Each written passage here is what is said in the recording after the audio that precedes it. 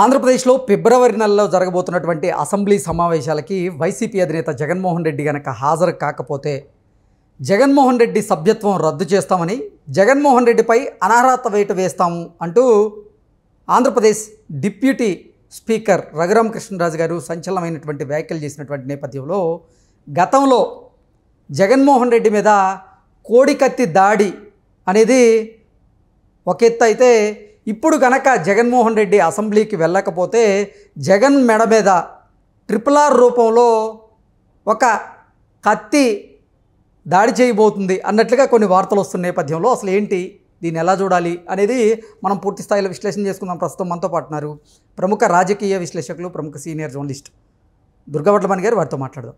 Madam నమస్తే అండి. నమస్తే అండి. ఫిబ్రవరి నెలలో ఆంధ్రప్రదేశ్లో అసెంబ్లీ సమావేశాలు జరగబోతున్నాయి.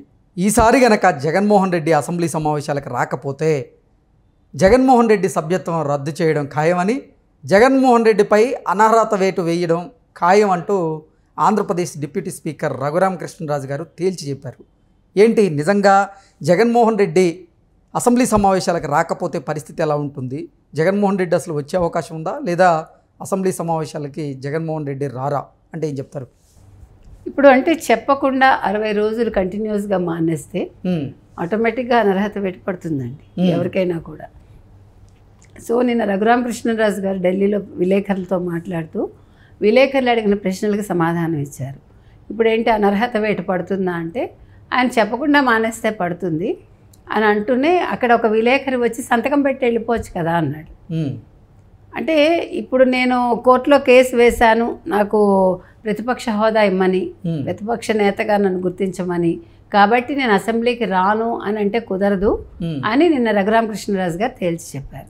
అసెంబ్లీకి రాకుండా నాకు ప్రతిపక్ష హోదా ఇస్తేనే అసెంబ్లీకి వస్తానంటూ ఆయన పిటిషన్ వేస్తే, ఆ పిటిషన్ వేసినంత మాత్రాన అసెంబ్లీ సమావేశాలకు హాజరుగా ఉంటే మేము యాక్సెప్ట్ చేసేది లేదు, దానికి దీనికి సంబంధం లేదని ఖచ్చితంగా ఆయన తేల్చి చెప్పారు. ఇంకొకటి అండి, అసలు ఇప్పుడు రఘురామకృష్ణరాజు నిన్న మాట్లాడినప్పటికీ నిన్న విలేకరులు కూడా అన్నారు కదా, ఇప్పుడు మిమ్మల్ని అధ్యక్ష అని పిలవాల్సి వస్తుంది, లేదా అయ్యన్న పాత్రుడిని పిలవాల్సి వస్తుంది అంటే అక్కడ ఎవరు కూర్చున్నా ఎవరైనా అధ్యక్ష అనే అనాలి, అందులో ఏముంది అన్నాడు ఆయన. అని ఇప్పుడు జగన్మోహన్ రెడ్డి ఖచ్చితంగా వచ్చి తీరాలి, రాకపోతే అనర్హత వేటు పడుతుంది, అందులో సందేహం లేదు అన్నది ఇందాక కూడా మనం మాట్లాడుకున్నామండి. ఇప్పుడు 60 రోజులు కంటిన్యూస్గా చెప్పకుండా మానేస్తే అసెంబ్లీకి రానని అంటే సరైన కారణం లేకుండా, సరైన కారణం చూపించకుండా రాలేదనుకోండి, ఏ ఎమ్మెల్యేకైనా అంతే కదా. మరి ఈయన ఎందుకని ఏ ధైర్యంతో ఉన్నాడు? ఎంత టెక్నికల్గా తెలిసినా, ఎంత న్యాయవాదులున్నా, ఏం చేసినా కూడా ఇది చిన్న విషయం అయితే కాదుగా. నువ్వు మాజీ ముఖ్యమంత్రి అయినా ఇవాళ ఒక ఎమ్మెల్యేవి కదా, కాబట్టి ఎమ్మెల్యేగా నువ్వు ఒక ప్రతిపక్ష నేత హోదా ఉన్నా లేకపోయినా ఉన్న 11 మంది అసెంబ్లీ ఎమ్మెల్యేలతోటి నువ్వు వచ్చి తీరాలి. మరి ఎందుకు రావట్లేదు? నీకు అంటే ఎదుర్కొనే దమ్ము లేక లేదు, ఇదొక వంక అనేది ఇప్పుడు తేలాలన్నమాట. ఏంటి, RRR రూపంలో జగన్మోహన్ రెడ్డి మెడ మీద నిజంగా బలమైనటువంటి వేటు పడబోతుందా? పడకుండా జగన్మోహన్ రెడ్డి ఏదైనా వ్యూహాన్ని రచిస్తారా? అందులో భాగంగా ఆయన ఆంధ్రప్రదేశ్ అసెంబ్లీ సమావేశాలకు వచ్చేటువంటి అవకాశం ఉందా? అసలు జగన్మోహన్ రెడ్డి ఎటువంటి సన్నాహాలు చేస్తున్నారు, ఏం జరుగుతుందంటే ఏం చెప్తారు? మీరు చెప్పినట్టు ఒక పక్క రేపేమో ఫీజు రియంబర్స్మెంట్ మీద వాళ్ళు ధర్నా చేయబోతున్నారు, మరో పక్క నేను అసెంబ్లీకి వస్తాను అని వచ్చింది మనకి వార్త. ఆయన అంటే లండన్ నుంచి రాగానే తప్పకుండా వచ్చిన వెంటనే బెంగళూరులో సమావేశం అయినట్టు నిన్న ఇవాళ సమావేశం ఉంది వాళ్ళది. ఉన్నప్పుడు ఇవాళ వాళ్ళు నిర్ణయం తీసుకుంటారు, ఆయన సమావేశానికి వెళ్తారు అంటే అసెంబ్లీ సమావేశాలకి లేదా అనేది ఇవాళ తేలుతుంది.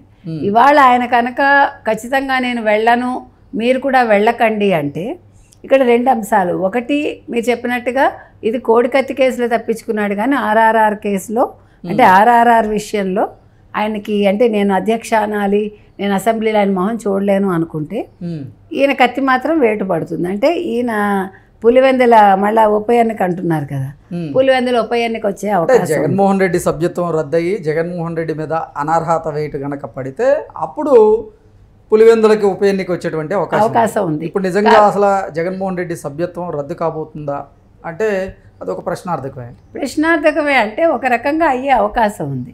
మరి ఇందులో మీరు చెప్పినట్టుగా ఈయన ఏదైనా లోపాయకారిగా ఇంకేదైనా ఇందులో ఉందా అనేది మనకు తెలియదు. జగన్ ఏ ధైర్యంతో వెళ్ళనంటాడు, జగన్ ఏ రకంగా అంటే ఆయన అన్ని ముందు లూప్ హోల్సే తెలుసుకుంటాడు కాబట్టి దాని మీద ఏ రకంగా ఆలోచన చేస్తున్నాడు, ఎట్లా తప్పించుకుంటాడు అనేది మనం వెయిట్ చేసి చూడాలి.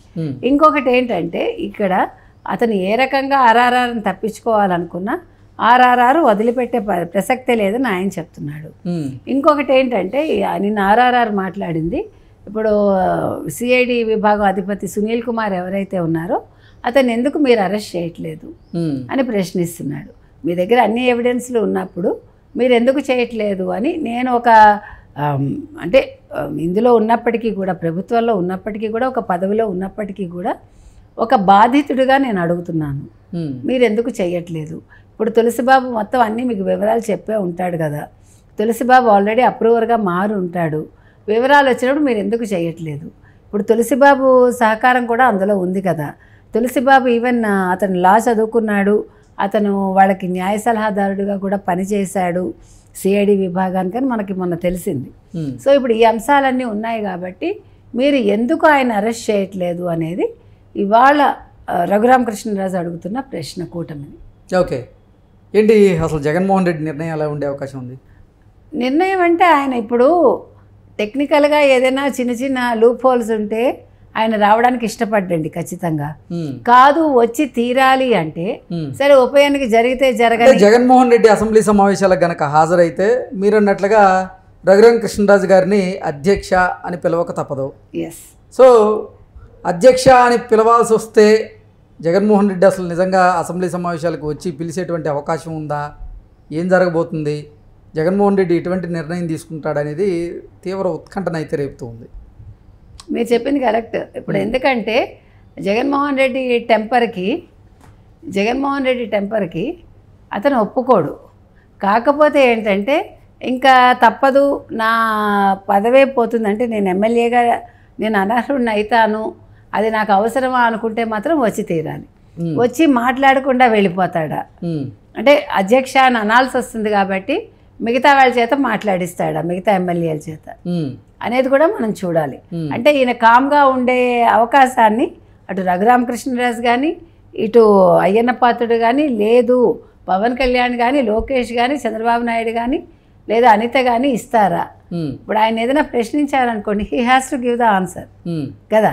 సో అటువంటి సిచ్యువేషన్ ఏదైనా వస్తుందా, ఏ రకంగా తప్పించుకుంటాడు అనేది మనం ఇవాళ సమావేశాల తర్వాత మనకు ఒక క్లారిటీ వస్తుంది. అంటే ఆయన నిజంగా అసెంబ్లీకి వస్తాడా రాడా, రాకపోతే ఏ రకంగా అనర్హత వేడి తప్పించుకుంటాడు, లేదు వస్తే కనుకైతే ఏ వ్యూహంతో వస్తున్నాడు అనేది మనకి సాయంకాలానికి ఒక క్లారిటీ వస్తుంది. ఓకే అండి, thank you so much. Thank you.